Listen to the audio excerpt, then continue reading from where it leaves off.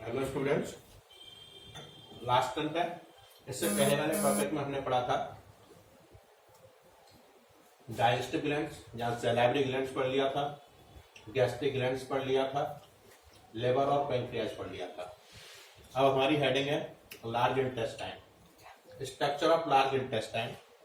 इस बाद हम इंटेस्टाइनल हिस्टोलॉजी मीन्स तो इंटेस्टाइनल ग्लैंड्स हम बोल लेंगे। टोटल 5 टाइप्स की डाइजेस्टिव ग्लैंड्स होती हैं।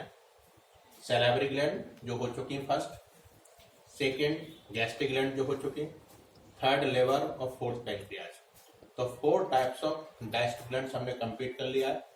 फिफ्थ टाइप की जो डाइजेस्टिव ग्लैंड है जिसको इंटेस्टाइनल ग्लैंड्स कहते हैं, वो जस्ट इसके बाद वाली हेडिंग में आएगा। तो आपने देखा लार्ज इंटेस्टाइन। लार्ज इंटेस्टाइन में हमने बताया उससे पहले लार्ज इंटेस्टाइन से पहले स्मॉल इंटेस्टाइन होगी। स्मॉल इंटेस्टाइन के 3 पार्ट्स होते हैं, डुओडेनम, जेजुनम और ileum. Ileum is the last part of small intestine which open in upper part of cecum nearest the ascending colon। तो हमने कहा हमारे स्मॉल इंटेस्टाइन का जो लास्ट पार्ट होता है वो इलियम होता है, और इलियम सीकम के अपर पार्ट में जो ऊपर को स्टार्ट हो रही है असेंडिंग कोलन, उसके पास ओपन होता है। जहां पर इलियम सीकम में ओपन होता है वहां एक ओपनिंग होती है जिसको इलियोसीकल ओपनिंग कहते हैं। तो इलियम सीकम में जहां ओपन होगा तो उसका नाम होगा इलियोसीकल ओपनिंग, और इस ओपनिंग पर एक बाल पाया जाएगा जिसको बोलेंगे इलियोसीकल बाल। क्लियर हुआ? तो हमारा ये लार्ज इंटेस्टाइन जिसका first part caecum, second part colon, colon के 4 पार्ट्स हैं, एसेंडिंग, ट्रांसवर्स, डिसेंडिंग और सिग्मोइड, और थर्ड पार्ट रेक्टम। तो लार्ज इंटेस्टाइन के 3 पार्ट्स हमने आपको बताए थे। First is caecum, large intestine का first part caecum, second part colon, और कोलन के खुद 4 पार्ट्स होंगे, असेंडिंग, ट्रांसवर्स, डिसेंडिंग और सिग्मोइड कोलन। थर्ड पार्ट होगा रेक्टम। क्लियर? तो अब जहां पे आके हमारा इलियम सीकम में ओपन हो रहा है, इसको इलियोसीकल ओपनिंग का, इस पर एक बाल, इलियोसीकल बाल, सीकम और सीकम से निकलने वाले एक फिंगर लाइक प्रोजेक्शन है जिसको हम अपेंडिक्स बोलेंगे। क्या बोलेंगे? अपेंडिक्स मींस बर्मी for appendix. Both organ caecum and appendix vestigial इन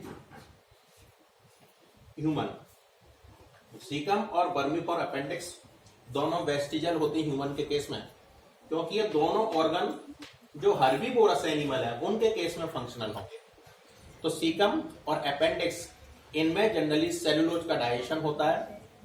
तो जो एनिमल्स रॉ सेलुलोज को फूड के रूप में इंटेक करते हैं उनके केस में दोनों फंक्शनल होते हैं। जो सेलुलोज को बॉयल करके खाते हैं, after boiling cellulose become destroy, इसलिए सीकम एंड अपेंडिक्स दोनों के दोनों वेस्टिजल हो जाते हैं। तो हमारे केस में दोनों वेस्टिजल है। क्लियर? इसलिए जो बर्मी फॉर अपेंडिक्स है इसमें कभी अनडाइजेस्टेड फूड, जैसे हमने कहा जो भी फूड डाइजेस्ट हो गया वो पूरी तरह से जेजुनम और इलियम में एब्जॉर्ब हो जाएगा। जो डाइजेस्ट नहीं हुआ है वो वेस्टेज फूड कहलाएगा, वो इलियम से सीकम में आएगा, तो सीकम से वो अपेंडिक्स की तरफ चला जाएगा। और ये वेस्कुलर वेस्टिजल ऑर्गन है, इसलिए अनडाइजेस्ट फूड कभी कभी यहाँ फंसा रह जाएगा जिससे इन्फ्लेमेशन हो जाएगा। तो वर्मीफॉर्म अपेंडिक्स में होने वाले इन्फ्लेमेशन को हम अपेंडिसाइटिस कहते हैं, जो अनडाइजेस्टेड फूड के इसमें डिपोजिट होने से होता है। उस कंडीशन में ड्यूरिंग सर्जरी हम अपेंडेक्टोमी करा देते हैं और अपेंडिक्स को यहाँ से रिमूव कर देते हैं बॉडी से। ठीक है? तो वेस्टिजल है, अपेंडिक्स को क्या कर देंगे? रिमूव कर देंगे। ओके, इसलिए लिखा हुआ है नोट में first point, caecum and vermiform appendix both organs are vestigial in human. Second heading है अपेंडिसाइटिस, जब अपेंडिक्स में इन्फ्लेमेशन हो जाएगा due to deposition of undigested food. इस कंडीशन में अपेंडिक्स को हम अपेंडेक्टोमी बॉडी से रिमूव कर देंगे। नोट में नेक्स्ट पॉइंट है होस्ट्रा, थर्ड और फोर्थ पॉइंट है अपेंडिक्सिस एपिड्यूराइटिस। तो आप देख पा रहे होंगे जो कोलन के 4 पार्ट्स हैं, ascending colon first, transverse colon second, descending colon third और सिग्मॉइड कोलन फोर्थ। तो आप 3 कोलन में, असेंडिंग में, ट्रांसवर्स में और डिसेंडिंग में, सिग्मॉइड कोलन में नहीं। तो आप देख पा रहे हो सभी में इनफ्लेटेड स्ट्रक्चर है कोलन के 3 पार्ट में, फर्स्ट असेंडिंग, सेकेंड ट्रांसवर्स और थर्ड डिसेंडिंग।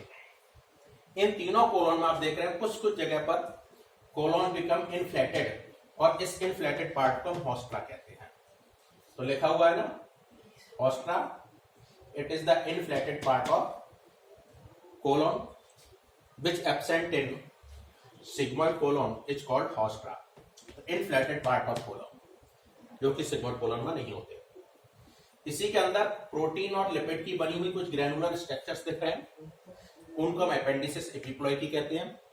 ये केवल हॉस्ट्रा में होते हैं और हॉस्ट्रा सिग्मॉइड कोलन में नहीं है, इसलिए एपेंडिसिस एपिप्लॉइकी भी सिग्मॉइड कोलन में नहीं होते। एसेंडिंग कोलन आप देख पा रहे हैं सीकम से स्टार्ट होकर ट्रांसवर्स में ओपन हो रही है। ट्रांसवर्स आप देख पा रहे हैं between ascending and descending colon है, और डिसेंडिंग कोलन जिसमें जाके ओपन हो रही है वो सिग्मॉइड कोलन है, और सिग्मॉइड कोलन में आप देख पा रहे हैं हॉस्ट्रा और एपेंडिसिस एपिप्लॉइकी एब्सेंट है, और सिग्मॉइड कोलन जाके रेक्टम में ओपन हो गई। क्लियर? 3 कोलन यानी कि असेंडिंग, ट्रांसवर्स और सिग्मॉइड कोलन में 3 रिबन लाइक स्ट्रक्चर्स दिख रहे हैं आपको। हिस्टीरिया कोलाई बैक्टीरिया है जो अनडाइजेस्टेड फूड को, जो अनडाइजेस्टेड फूड है उसमें से एब्जॉर्प्शन करवाएगा मिनरल्स का और वाटर का। फिर आप देखेंगे असेंडिंग कोलन, ट्रांसवर्स कोलन और डिसेंडिंग कोलन, ये तीनों के तीनों इनवॉलंटरी होते हैं, इन पे ब्रेन का कंट्रोल नहीं होता। सिग्मॉइड कोलन, रेक्टम ये वॉलंटरी होते हैं। तो सिग्मॉइड कोलन और रेक्टम ब्रेन के कंट्रोल में काम करते हैं। आपका असेंडिंग कोलन, ट्रांसवर्स कोलन और डिसेंडिंग कोलन ये इनवॉलंटरी होते हैं, ब्रेन के कंट्रोल में काम नहीं करते। तो आपने पढ़ा था लास्ट टर्म में, जैसे हमने फूड को मैस्टिकेट किया और उस फूड का डिग्लूटेशन किया, फूड को निगला, और जैसे निकलने वाली प्रोसेस स्टार्ट हुई ईसोफेगस से, जैसे ही फूड आगे बढ़ा स्टमक की तरफ, अब टोटल वो प्रोसेस इनवॉलंटरी हो जाती है। इसलिए कभी कभी वो इनवॉलंटरी प्रोसेस बहुत ज्यादा फास्ट हो जाती है तो लूज मोशन हो जाते हैं, जिनको हम कहते हैं डायरिया, और इसका रीजन होता है पेरिस्टाल्सिस। जो हमारी इंटेस्टाइन है, एलिमेंट्री कैनाल है, उसमें होने वाले कॉन्ट्रैक्शन और रिलैक्सेशन पेरिस्टाल्सिस कहलाते हैं। तो क्या होती है peristalsis? Contraction and relaxation in intestine is called peristalsis. तो जैसे ईसोफेगस से आपने फूड को निकला, पूरी की पूरी पेरिस्टाल्सिस इनवॉलंटरी हो जाएगी, और जैसे ही फूड सिग्मॉइड कोलन से रेक्टम की तरफ जाएगा अनडाइजेस्टेड फूड, तो ये वॉलंटरी प्रोसेस हो जाएगी। क्लियर? अब आप देख पा रहे हैं असेंडिंग कोलन और ट्रांसवर्स कोलन के बीच में हमने हेपेटिक फ्लैक्सर लिखा है, तो ये वो पार्ट है जो लिवर के पास में होगा। जस्ट अपोजिट हमने स्प्लेनिक फ्लैक्सर लिखा है, तो ये वो पार्ट है जो बिटवीन ट्रांसवर्स कोलन और डिसेंडिंग कोलन होगा, जो कि स्प्लीन के पास होगा। तो हेपेटिक फ्लैक्सर लिवर के पास होगा, तो लिवर को हेपेटिक कहते हैं, इसलिए इसका नाम होगा हेपेटिक फ्लैक्सर। जो प्रेजेंट है hepatic flexure between ascending colon and transverse colon. ऐसे splenic flexure nearest the spleen होगा, जो कि between transverse and descending colon है। क्लियर? ये टोटल जो कॉइल्ड स्ट्रक्चर्स है, इसको जेजुनम और इलियम कहते हैं। जो हमने बताई थी जेजुनम की लेंथ 2.5 मीटर और इलियम की लेंथ 3.5 मीटर होती है। बट याद रखना जेजुनम में मैक्सिमम एब्जॉर्प्शन होता है, क्योंकि उसमें नंबर ऑफ बिलाइज ज्यादा होते हैं। रेक्टम से एनल कैनाल स्टार्ट हुई है, तो एनस एक ओपनिंग है जिसके द्वारा अनडाइजेस्टेड फूड कहाँ आएगा? बाहर आएगा। तो ये पूरा जो हमारा स्ट्रक्चर है ये किसका है? लार्ज इंटेस्टाइन का। लार्ज इंटेस्टाइन में याद रखना कहीं पर भी फूड का डाइजेशन नहीं होता, केवल मिनरल्स और H2O का एब्जॉर्प्शन होता है। तो कोलन जो मेनली है वो मिनरल्स एब्जॉर्प्शन और H2O एब्जॉर्प्शन के लिए है। रेक्टम में पहुंचते हुए फूड टोटली अनडाइजेस्टेड, और उसमें से यदि बहुत ज्यादा टाइम तक स्टोर करेंगे तो और वाटर का एब्जॉर्प्शन हो जाएगा, और यहां से होने वाली प्रोसेस को हम यहां से होने वाली प्रोसेस को हम वॉलंटरी मानेंगे।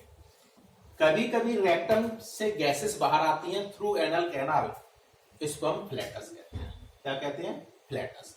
फिर एक बात समझो, इलियम वो पार्ट है जो सीकम में इलियोसीकल ओपनिंग के द्वारा ओपन होगा। यहाँ पे प्रेजेंट बाल को हम इलियोसिकल बाल कहेंगे।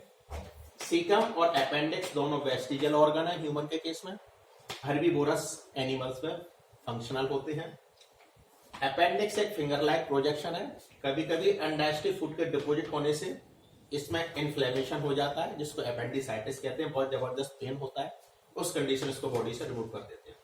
कोलॉन जो सेकंड पार्ट है सीकम के बाद लार्ज इंटेस्टाइन का, इसके 4 पार्ट्स हैं, असेंडिंग, ट्रांसवर्स, डिसेंडिंग और सिग्मोइड। तो जिसमें से ये 3 primary part of colon, ascending, transverse and descending, इनफैटेड है जगह जगह पर, उनको हॉस्ट्रा कहते हैं। इनके अंदर प्रोटीन और लिपिड के ग्रेनुल्स होते हैं, उनको एपेंडिसिस एपिप्लॉइकी कहते हैं। ये